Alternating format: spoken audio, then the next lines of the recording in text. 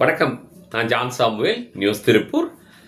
நம்முடைய திருப்பூர் சிக்கண்ணா கலைக்கல்லூரி மாணவர்களும், அதனுடைய முதல்வரும், ஓய்வு பெற்ற பேராசிரியர் அன்பிற்கினிய நம்முடைய நண்பர் மோகன்குமார் அவர்களும் இங்கிருந்து சென்னைக்கு சென்று போதைப்பொருள் தடுப்பு விழிப்புணர்வை ஏற்படுத்துவதிலே ஒரு பரிசை பெற்று வந்திருக்கிறார்கள், ஒரு விருதை பெற்று வந்திருக்கிறார்கள்.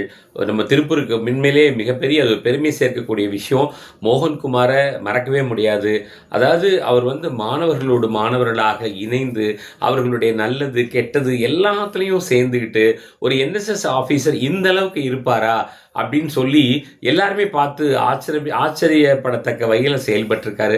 அதே மாதிரி அந்த மாணவர்களும் இந்த காலத்தில் போதைப் பொருள் அது இதுன்னு எல்லாம் போயிட்டு இருக்கிற நேரத்தில் அவர் சொல்கிறதெல்லாம் கேட்டு மரம் நடுறது, ஏதாவது ஒரு நிகழ்ச்சிகளுக்கு உதவி செய்ய போகிறது, இப்படி எல்லாவற்றிலும் தங்களை ஈடுபடுத்தி கொண்டு தங்களை மிகப்பெரிய ஒரு ஆளுமைகளாக மாற்றுவதற்கு அர்ப்பணித்ததன் விளைவாக இன்று நம்முடைய தமிழக முதல்வர் ஜோசப் விஜய் அவர்களுடைய பொற்கரங்களால் விருதை பெற்று வந்திருக்கிறார்கள்.